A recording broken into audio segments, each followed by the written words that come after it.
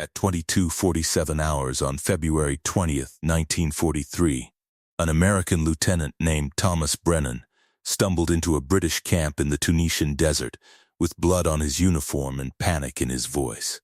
He had driven 70 miles through enemy territory in a jeep with 2 bullet holes in the radiator. He had passed burning American vehicles and columns of prisoners being marched east toward German lines.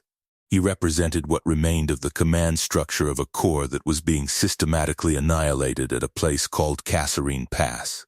He found 12 men sitting around a small fire, cleaning weapons and studying maps. They wore no unit insignia. Their vehicles were painted in camouflage patterns he didn't recognize. They looked at him with the calm detachment of surgeons observing an interesting wound. Lieutenant Brennan explained the situation. The German Afrika Korps had smashed through American lines. 6,000 casualties in 4 days. Armor columns were pouring through the gap, threatening to encircle the entire two-court. He needed a diversionary attack. Anything to slow the German advance and buy time for the retreating Americans to reorganize. The British captain listened without expression. When Brennan finished, the captain said 2 words that would echo through special operations history for the next 80 years. Not our mess. What happened next, and what that refusal actually meant, reveals something profound about the difference between tactical thinking and strategic thinking. Because the SAS captain wasn't being cruel. He wasn't being arrogant. He was being correct, and the intelligence his patrol gathered that night would help shape the Allied response that eventually turned the entire North African campaign around. But to understand why, you need to understand what was actually happening at Kasserine Pass. The American II Corps had arrived in North Africa in late 1942 as part of Operation Torch. They were green, not just inexperienced, but catastrophically unprepared for what they were about to face. Most of them had never seen combat. Their officers had trained with outdated doctrines from the First World War. Their equipment was untested in desert conditions. And they were about to fight the Afrika Korps, the most experienced desert army on Earth. Rommel saw the Americans as an opportunity. The British Eighth Army had been grinding against him for months, slowly pushing him back toward Tunisia. But the Americans on his western flank were weak. If he could smash through their lines, he could disrupt the entire Allied position and buy time to consolidate his forces. On February 14, 1943, Rommel launched his attack. The result was a disaster that American military historians still study as an example of everything that can go wrong. The German assault hit positions held by inexperienced troops with inadequate anti-tank weapons. American commanders issued contradictory orders. Units that should have supported each other retreated in different directions. Communication broke down within hours. By the second day, entire battalions were surrounded and destroyed. By the 4th day, the II Corps was in full retreat through the Atlas Mountains, leaving behind thousands of prisoners and hundreds of burning vehicles. The scale of the defeat was staggering. In 5 days, the Americans lost more men than they had lost in any single battle of the war so far. The Germans captured enough equipment to outfit an entire division. Rommel himself drove through the pass, surveying the wreckage with the satisfaction of a predator that had found easy prey. This was the context when Lieutenant Brennan arrived at the SAS camp asking for help. The 12 men he had found were not a random patrol. They were part of L Detachment, Special Air Service Brigade, the unit that had invented modern special operations warfare. Over the previous 18 months, they had destroyed over 300 German and Italian aircraft on the ground. They had attacked supply depots, ambushed convoys, and assassinated senior officers. The Germans had given them a name born from frustration and fear: Die Phantome der Wüste, the Desert Phantoms. Their commander that night was Captain David Stirling's Pratt, a man whose name remains partially classified even today. He had been operating behind enemy lines for 3 weeks, gathering intelligence on German supply routes and communication networks. His mission had nothing to do with Kasserine Pass. It had everything to do with what would happen after Kasserine Pass. When Brennan demanded a diversionary attack, The captain made a calculation that the desperate American lieutenant couldn't understand. A diversionary attack by 12 men against an armored corps would accomplish nothing. They could destroy a few vehicles, kill a few soldiers, cause a few hours of confusion. Then they would be hunted down and eliminated, and the intelligence they had spent 3 weeks gathering would be lost.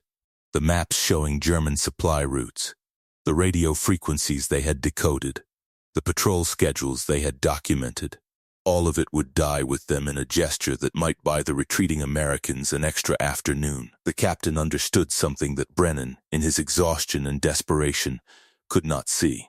Kasserine Pass was already lost. Nothing the SAS did that night would change the outcome. The Americans would retreat, regroup, and eventually counterattack. The question was not whether they would recover, but how. And the answer to that question depended on intelligence, on knowing where the Germans were weak, on understanding how Rommel's supply lines worked, on identifying the gaps in his defensive positions that would allow the Allies to strike when the time was right. The SAS captain was not refusing to help the Americans. He was refusing to waste his men on a tactical gesture when they could contribute to a strategic victory. He was thinking in weeks and months, while Brennan was thinking in hours. Not our mess did not mean not our war. It meant not our way of fighting it. Lieutenant Brennan left the camp furious. He reported the encounter to his superiors, who filed a complaint that eventually reached Allied headquarters. The complaint was quietly buried. Someone at the top understood what the SAS captain had understood. You don't spend your best assets on battles that are already lost. The American retreat from Kasserine Pass continued for another 3 days. By February 25th, the Germans had advanced over 50 miles. Then, as suddenly as it had begun, the offensive stopped. Rommel had outrun his supply lines. He couldn't sustain the advance without fuel and ammunition that weren't arriving. He pulled back, consolidated his gains, and waited for the Allies to make their next move. What Rommel didn't know was that the SAS patrol in the desert had already identified why his supplies weren't arriving. They had mapped the convoy routes. They had timed the shipments. They had calculated exactly how many tons of fuel and ammunition were reaching the front lines, and how many were being lost to Allied air attacks in their own previous raids. This intelligence went directly to Allied planning staff. It shaped the targeting priorities for the next phase of the campaign. When the counteroffensive began in March, Allied aircraft knew exactly where to strike to cause maximum disruption. They knew which supply depots were critical and which were decoys. They knew when convoys would be moving and what routes they would take. The SAS had not saved the Americans at Kasserine Pass. They had helped create the conditions that would allow the Americans to win the war in North Africa. Meanwhile, the humiliation of Kasserine forced a reckoning in the American command structure. General Lloyd Fredendall, who had led the II Corps to disaster, was quietly relieved. His replacement was a profane, aggressive tank commander named George S. Patton. Patton arrived in Tunisia like a hurricane wrapped in cavalry boots. He imposed brutal discipline on units that had become slack and disorganized. He fired officers who showed hesitation. He drove his men until they hated him, and then he drove them harder. He understood something that the pre-Kasserine American army had not understood. War was not a gentleman's exercise. It was organized violence, and the side that committed to violence most completely would win. Within 3 months, the same American forces that had been routed at Kasserine Pass were advancing across Tunisia in coordinated operations with British and French units. The Germans and Italians fell back toward their final defensive positions around Tunis and Bizerte. By May, they were surrounded, outnumbered, and out of options. On May 13, 1943, the Axis forces in North Africa surrendered. Over 250,000 German and Italian soldiers laid down their weapons. It was one of the largest mass surrenders of the war. The Americans who had been humiliated at Kasserine were now accepting the capitulation of the army that had humiliated them. Lieutenant Brennan survived the war. He rose to the rank of colonel and spent years thinking about that night in the desert when the British captain had refused his request. In a letter written in 1978, He admitted that he had initially viewed the refusal as cowardice or callousness. But time and experience had changed his understanding. The SAS captain had been right. A diversionary attack would have accomplished nothing except getting good men killed. The intelligence that patrol gathered contributed to a victory that saved far more American lives than any single night's fighting could have. The refusal was not abandonment. It was professionalism of a kind that Brennan, as a young lieutenant in the chaos of defeat, had been unable to recognize. This is the uncomfortable truth about special operations that movies and documentaries rarely acknowledge. The best operators are not the ones who charge into every fight. They are the ones who know which fights matter and which ones don't. They are the ones who can watch allies struggle and make the cold calculation that helping now would hurt more later. Not our mess was not a statement of indifference. It was a statement of discipline. It was the recognition that emotion cannot drive strategy. It was the understanding that sometimes the bravest thing you can do is refuse to act when action feels necessary, but is actually counterproductive. The SAS never took credit for their contribution to the North African victory.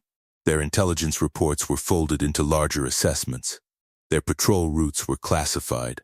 The connection between that night in the desert and the eventual Allied triumph was never made explicit in any official history.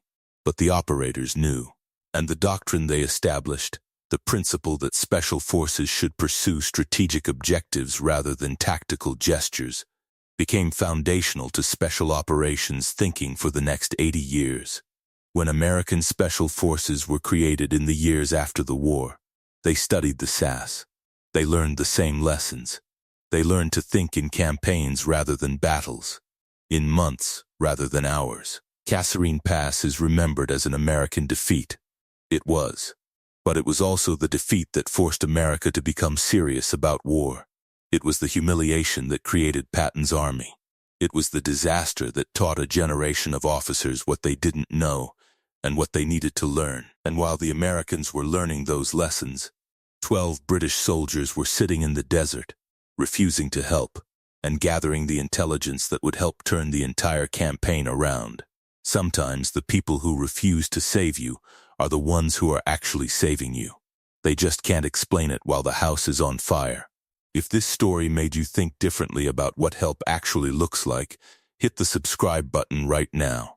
One click tells the algorithm that complicated history matters more than simple narratives. Drop a comment below and tell me about a time when someone refused to help you and turned out to be right. We've all been Lieutenant Brennan at some point.